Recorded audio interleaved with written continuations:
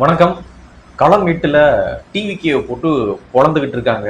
அந்த களம் எட்டு என்ன அப்படின்னு பார்த்தீங்கன்னா, தமிழ்நாடு சட்டமன்றம் 5ஆம் தேதி பொது பட்ஜெட்டு, 6ஆம் தேதி வேளாண் பட்ஜெட்டு. இன்னைக்கு பட்ஜெட் மீதான விவாதம் போயிட்டு இருக்கு.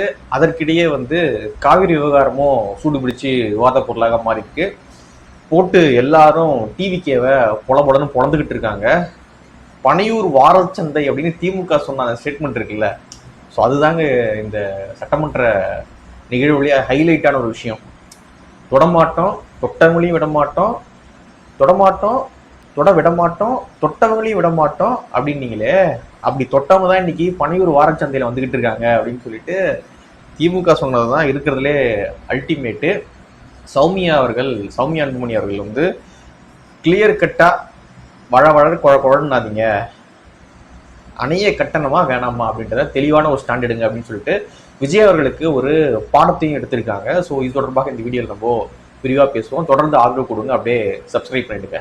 மக்களின் வரிப்பணத்தில் இருந்து ஒரு பைசாவும் தொடமாட்டோம், தொட விடமாட்டோம், தொட்டால் விடமாட்டோம், இதற்கு முன் தொட்டவர்களையும் விடமாட்டோம். ஐயா, சனிக்கிழமை அன்னைக்கு பனையூர்ல நடக்கிற அந்த வாரச்சந்தைகளை போய் பார்த்தீங்கன்னா இதுக்கு என்னன்னாலும் தொட்டவங்களோ அவங்க தாங்க வந்துகிட்டு இருக்காங்க. தமிழ்நாடு சட்டமன்றம் இன்னைக்கு கூடியிருக்கு. பட்ஜெட் மீதான விவாதம் போயிட்டு இருக்கு. 5ஆம் தேதி பொது பட்ஜெட், 6ஆம் தேதி வேளாண் பட்ஜெட். அந்த பட்ஜெட் மீதான விவாதங்கள்லாம் இப்போ போயிட்டு இருக்கு. இதற்கிடையே காவிரி விவகாரம், மேகதாது அணை, தண்ணி வராம டெல்டால பயிர்லாம் கருகி போச்சு, ஸோ அந்த விவகாரம் இது எல்லாமே பேசு பொருளாக மாறுது. உறுப்பினர்கள் விவாதம் பண்ணிக்கிட்டு இருக்காங்க, நிறைய விஷயங்கள் பேசிக்கிட்டு இருக்காங்க. இதற்கிடையே முதலமைச்சர் அவர்கள் எழுந்து சொல்றாரு, நான் ஏன் கர்நாடகா போக ட்ரை பண்ணேன், பெங்களூர் போக ஏன் ட்ரை பண்ணேன் அப்படின்ற விளக்கத்தை அவரு சொல்றாரு. எப்படியாவது அதை நிறுத்திடலாம் அப்படின்னு ஒரு ட்ரை தான் அப்படின்னு சொல்லிட்டு, ஒரு பாசிட்டிவா நம்ம ஒரு முன்னெடுப்புமே அப்படின்னு சொல்லிட்டு நான் ட்ரை பண்ணேன் அப்படின்றத அவர் சொல்றாரு. இதுல அசிங்கம் ஏற்பட்டிருந்தா கூட அது தமிழ்நாட்டு மக்களுக்காக நான் அசிங்கப்பட்டு போறேன் அப்படின்னு ரொம்ப பெருந்தன்மையாக முதல்வர் அவர்கள் பேசுறாரு. இதுதான் அவங்களுடைய பிளானே, இதுக்கு தான் இந்த பிளானே அவங்க போட்டாங்க. இவங்க போறன்னுவாங்க, அவங்க வேணான்னுவாங்க, உடனே அவங்க சிம்பத்தி கிரியேட் பண்ணிடுவாங்க. தமிழ்நாட்டு மக்களுக்காக எவ்வளவு கஷ்டப்படுறாரு, கெரியருடைய உச்சத்தை விட்டுட்டு வந்த விஜய் அவர்கள் தமிழ்நாட்டு மக்களுக்காக எவ்வளவு அசிங்கப்படுறாரு, எவ்வளவு இறங்கி போறாரு சொச்சோ அப்படின்னு சொல்லிட்டு ஒரு நரேட்டிவை கிரியேட் பண்ண பிளான் பண்ணாங்க. அதை அப்படியே முதலமைச்சர் அவர்கள் சட்டமன்றத்துக்குள்ள படிச்சிருக்காரு. இதுதான் எங்களுடைய பிளான். ஆக்கப்பூர்வமா எதனா பண்ணுவோம், ஏதாவது கொஞ்சம் சிம்பத்தியை கிரியேட் பண்ணி ஓட்டு வாங்க ட்ரை பண்ணுவோமா, மக்களுடைய அந்த கோவத்தை கம்மி பண்ண ட்ரை பண்ணுவோமா. ஏன்னா வர டிவிகே மீதான அந்த ஆன்டி இன்கமன்சி கொஞ்சம் கொஞ்சமா அதிகமாக ஆரம்பிக்குது. நான் பொதுமக்களிடையே சொல்றேன், ரசிகர்கள் வழக்கம் போல அவங்க வாழ்க எம் மகன், வாழ்க எம் மன்னன் அப்படின்னு அவங்க புகழ்பாடிக்கிட்டு இருப்பாங்க. நான் பொதுமக்களை சொல்றேன், பொதுமக்களிடையே டிவிகே மீதான அதிருப்தி கொஞ்சம் கொஞ்சமாக அதிகமாக ஆரம்பிக்குது. ஸோ அந்த அதிருப்தியை குறைக்கணும், ஒரு சென்டிமெண்ட்டா ஒரு விஷயத்த பண்ணலாம் அப்படின்னு சொல்லிட்டு ட்ரை பண்ணியிருக்காங்க. ஸோ அதை சட்டமன்றத்துக்குள்ள இன்னைக்கு முதலமைச்சர் அவர்களும் வாசிச்சிருக்காரு. மேபி நான் ஒரு ட்ரை பண்ணேன், அசிங்கப்பட்டிருந்தாலும் அது தமிழ்நாட்டு மக்களுக்கு தான் நான் அசிங்கப்படுறேன். எவ்வளவு பெருந்தன்மையா முதலமைச்சர் அவர்கள் செயல்படுறாரு பாருங்க. ஸோ அப்புறம் சொல்லும்பொழுது என்ன சொல்றாரு அப்படின்னு பார்த்தீங்கன்னா, குறுவை சாகுபடிக்கான அந்த பேக்கேஜை நாங்கள் ரிலீஸ் பண்ணிட்டோம், டெய்லியும் நியூஸ் பேப்பர் படிச்சா இதெல்லாம் தெரியும் அப்படின்னு சொல்லிட்டு உதயநிதி அவர்களுக்கு ஒரு பதிலடியும் கொடுக்குறாரு விஜய் அவர்கள். உடனே உதயநிதி அவர்கள் எழுந்திருக்காரு. இதற்கிடையே அந்த விஷயத்தையே அவரு நியூஸ் பேப்பர் படிச்சா இதெல்லாம் தெரியும் அப்படின்றதே அவரு பேப்பர் பார்த்து தான் படிச்சுக்கிட்டு இருக்காரு.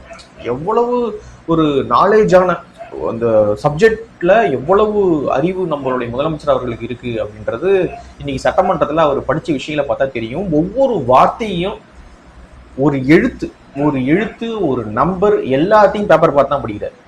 பேப்பர் படிச்சா அதெல்லாம் உங்களுக்கு தெரியும் அப்படின்றதே அவர் பேப்பர் படிச்சு தான் சொல்லிட்டு இருக்காரு. ஸோ அந்த அளவுக்கு ரொம்ப சப்ஜெக்ட்ல வெரி நாலேஜபிளான ஒரு பர்சனா நம்மளுடைய முதலமைச்சர் அவர்கள் இருக்காரு அப்படின்றது இன்னைக்கு அவருடைய பேச்சை பார்க்கும்போது தெரியுது. ஸோ இதற்கு நம்மளுடைய எதிர்க்கட்சி தலைவர் உதயநிதி ஸ்டாலின் அவர்கள் எழுந்து பதில் சொல்றாரு. குறுவை சாகுபடிக்கான அந்த பேக்கேஜை ரிலீஸ் பண்ணிட்டீங்க, அது தெரியும். வறட்சி நிவாரணம் நாங்கள் கேட்கறது வறட்சி நிவாரணத்தை ஏன் நீங்கள் அறிவிக்கல அப்படின்றத நாங்கள் கேட்குறோம். இதுக்கு நீங்கள் பேப்பர் படிக்கணும் அது இதுன்னு சொல்லிட்டு இருக்கீங்க அப்படின்னு சொல்லிட்டு அவர் ஒரு பதிலடியை கொடுக்குறாரு. முதலமைச்சர் அவர்கள் எழுந்து ப்ராப்பரான ஒரு பதில் சொல்லணும் அப்படின்றது இல்லாமல் அதுக்குள்ளே ஏதாவது நக்கல் பண்ணுவோமா, அதுக்குள்ள ஒரு ரீல்ஸ் 2 ரீல்ஸ் கட்டுக்கு எதனா உதவும் அப்படின்ற மாதிரி எதனா பண்ணுவோமா அப்படின்னு தான் வந்து முதலமைச்சர் அவர்கள் ட்ரை பண்றாரு அப்படின்றது தெரியுது. ஆனா இன்னைக்கு சட்டமன்றத்துக்குள்ள எல்லா கட்சிகளும் போட்டு டிவிக்கேவை பொலன்னு பொழந்துகிட்டு இருந்தாங்க. அது பார்க்கும்பொழுது உண்மையாக மகிழ்ச்சியாக இருந்தது. ஏன்னா ஒண்ணுமே செய்யலை. நீங்க காவிரி விவகாரத்துல ஒண்ணுமே செய்யாம கப்புச்சிப்புன்னு வாயை மூடிக்கிட்டு இருந்தீங்க.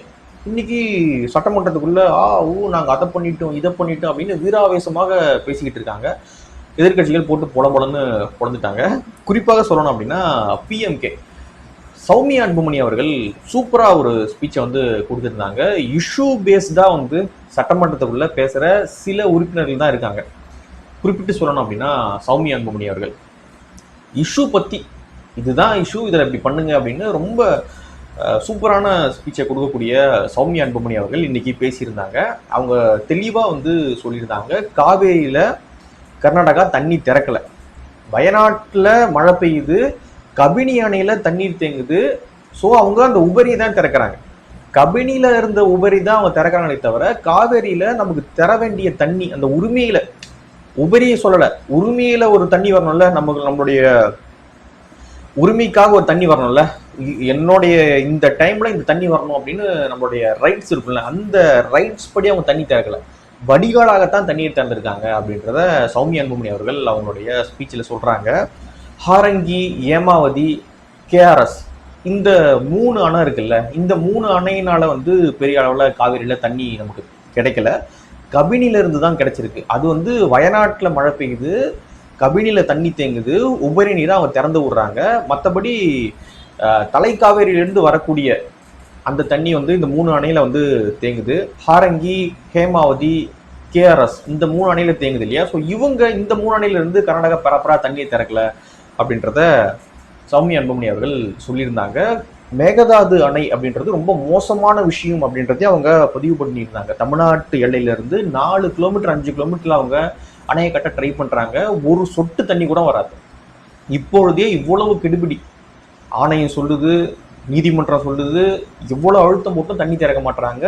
தமிழ்நாட்டு எல்லையில இருந்து 4 கிலோமீட்டர் 5 கிலோமீட்டர்ல அணையை கட்டிட்டாங்க அப்படின்னா ஒரு சொட்டு தண்ணி இங்க வராது, டெல்டாலாம் வந்து நாசமா பாலைவனமா போயிடும் அப்படின்றத ரொம்ப அவங்க தெளிவா வந்து அதை பதிவு பண்ணியிருந்தாங்க. எவ்வளவு வனங்கள் அழியுது, எவ்வளவு சரணாலயங்கள் அழியுது, எவ்வளவு உயிரினங்கள் அழிய போகுது இந்த அணையை கட்டுவது மூலமாக அப்படின்றத அவங்க தெளிவா சொல்லியிருந்தாங்க.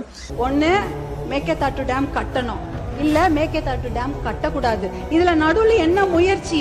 we don't need the dam, அவ்வளவுதான். no dam, no need of the dam. இறுதியாக அவங்க முடிக்கும் பொழுது முதல்வர் விஜய் அவர்களுக்கு தெளிவான ஒரு பாடத்தை அவங்க சொல்லிட்டு போயிருக்காங்க. முதலமைச்சர் விஜய் அவர்கள் அதுக்கு முன்னாடி பேசியிருந்தார் இல்லையா, சும்மா ஒரு ட்ரை பண்ணி பார்த்தேன், சுமூகமாக முடிக்கலாம் அப்படின்னு ஒரு ட்ரை பண்ணி பார்த்தேன். எதிரி நாடுகளே வந்து பேசி பார்க்கும்பொழுது அண்டை மாநிலம் தான், சரி பேசி பார்த்து ஒரு முடிவுக்கு வரலாம் அப்படின்னு ட்ரை பண்ணி பார்த்தேன் அப்படின்னு பேசியிருந்தார் இல்லையா. அதுக்கு சௌமியா அவர்கள் ஒரு பதிலடியை கொடுக்குறாங்க. வேணுமா வேணாம், மேகதாதுல அணை வேணுமா வேணாமான்ற 2 ஸ்டாண்டு தான், வேணாம் அவ்வளவுதான் ஸ்டாண்டு.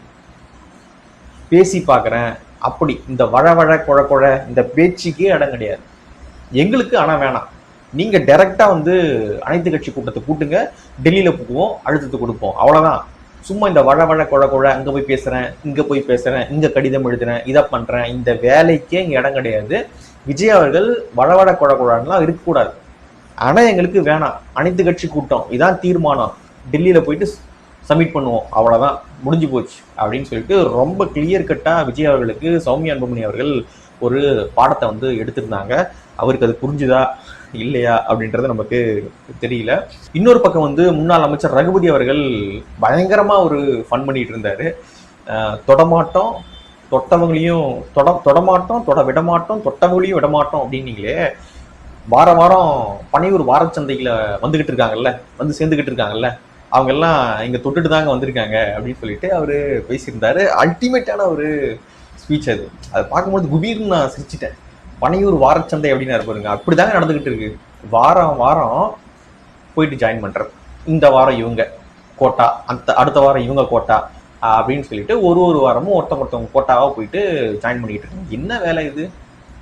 சனிக்கிழமை வாரச்சந்தை நடக்குது பனையூர்ல அப்படின்னு ஒரு ரகுபதி அவர்கள் பேசியிருந்தார். உண்மையாகவே வந்து அல்டிமேட்டான ஒரு ஸ்பீச். இப்பயாச்சும் டிவி கேவுக்கு அறிவு வருமா வராதான்னு தெரியல. தொடமாட்டோம், தொட விடமாட்டோம், தொட்டவங்களையும் விடமாட்டோம் அப்படின்னு பேசிட்டு இங்கிருந்து எல்லாரையும் கூட்டுக்கிறது. விஜயபாஸ்கர், எல்லா விஜயபாஸ்கரையும் இங்கிருந்து கூட்டுக்கிறது, எல்லா ஊழல்வாதிகளையும் கூட்டுக்கிறது, எல்லா கரப்டான ஆட்களையும் கூட்டுக்கிறது. அப்புறம் நான் தொட மாட்டோம், தொட விட மாட்டோம், தொட்டவங்களையும் விட மாட்டோம். இந்த பஞ்சி டைலாக் இது. ஸோ வந்து இந்த பனையூர் வாரச்சந்தையை முதல்ல மூடுங்க அப்படின்னு சொல்லிட்டு பேசுறது உண்மையாகவே ஒரு ஹைலைட்டான ஒரு விஷயம்.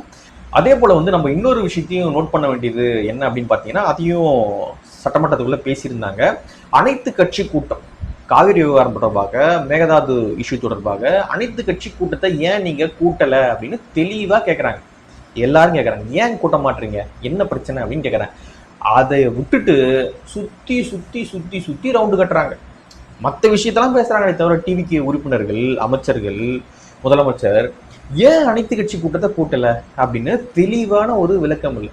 முதலமைச்சர் சொல்றாரு, நியூஸ் பேப்பர் டெய்லியும் படிச்சா சில விஷயங்கள் தெரியும் அப்படின்னு வந்து சொல்றாரு. முதலமைச்சர் அவர்கள் படிப்பார்ல, சரி எதிர்கட்சி தலைவர் படிக்க மாட்டாங்க, எதிர்கட்சிகள் படிக்க மாட்டாங்க, ரைட் ஓகே, நியூஸ் பேப்பர்லாம் படிக்க மாட்டாங்க. முதலமைச்சர் அவர்கள் டெய்லியும் வந்து குமுதம், கல்கி, ஆனந்த விகடன் அப்படின்னு வந்து எல்லாமே வந்து படிக்கக்கூடிய ஒரு திறமையான ஒரு முதலமைச்சர் தான். அனைத்து கட்சி கூட்டம் கூட்டுங்க, அனைத்து கட்சி கூட்டம் கூட்டுங்க அப்படின்னு சொல்லிட்டு ஒவ்வொரு தடவையும் வந்து கட்சிகள் கோரிக்கை வச்சுக்கிட்டே இருக்காங்க. அது எல்லாமே செய்தித்தாள்லாம் வந்துகிட்டு தான் இருக்கு. அதெல்லாம் படிச்சாரா இல்லையா, அதெல்லாம் செய்தி அவர் காதுக்கு போச்சா இல்லையா, இன்னைக்கு விவசாயிகள் முழுமையாக எங்களுடைய கடனை தள்ளுபடி பண்ணுங்க அப்படின்னு சொல்லி ஆர்ப்பாட்டம் பண்ணிக்கிட்டு இருக்காங்க. இதெல்லாம் வந்து செய்தித்தாள்ல பதிவாகுது. இதெல்லாம் வந்து செய்தித்தாள் படிக்கக்கூடிய விஜய் அவர்களுக்கு தெரியுமா தெரியாதா தெரியலையே. அவங்க படிக்க மாட்டாங்க செய்தித்தாள், நீங்க செய்தித்தாள் படிச்சு நல்லா குமுதம், கல்கி, ஆனந்த விகடன் எல்லாம் படிக்கக்கூடிய ஆள் தானே, ஏன் அனைத்து கட்சி கூட்டத்தை கூட்டல அப்படின்னு எதிர்கட்சிகள் கேட்கறாங்க. அதுக்கு பதிலே வரல. என்ன சம்மந்தம்லாம் பேசுறீங்க, நான் சம்மந்தம்லாம் பாடக்கூட செய்வேன் அப்படின்ற மாதிரி இவங்க சம்மந்தம் இல்லாமல் என்னென்னோ பேசிக்கிட்டு இருக்காங்க. நாங்கள் வந்து நாளைக்கு டீலிமிட்டேஷன் தொடர்பாக அனைத்து எம்பிக்கள் கூட்டத்தை கூட்டுறோம் இல்லையா, சரி உங்க வழிக்கே வரும். டீலிமிட்டேஷன் தொடர்பாக அனைத்து எம்பிக்கள் கூட்டம், எல்லா கட்சிகளுடைய எம்பிக்கள் கூட்டம், தமிழ்நாட்டில் 39 எம்பி, ராஜ்யசபா எம்பி, எல்லா கட்சி எம்பிக்களுடைய கூட்டம் வந்து நாளைக்கு நடைபெறுது. முதலமைச்சர் அவர்கள் அழைப்பு விடுத்திருக்காரு. திமுக கூட நாங்கள் வந்து கலந்துக்கிறோம் அப்படின்ற மாதிரி தான் சொல்லியிருக்காங்க. ஸோ இந்த விஷயத்துல நீங்க எம்பிக்களுடைய கூட்டத்தை கூட்டுறீங்க, என்ன முடிவு எடுக்கலாம் அப்படின்னு டிஸ்கஸ் பண்றீங்க, எல்லாம் ஓகே. ஏன் காவிரி விவகாரத்தில் நீங்க கூட்டல, ஏன் கூட்டல? Take diversion.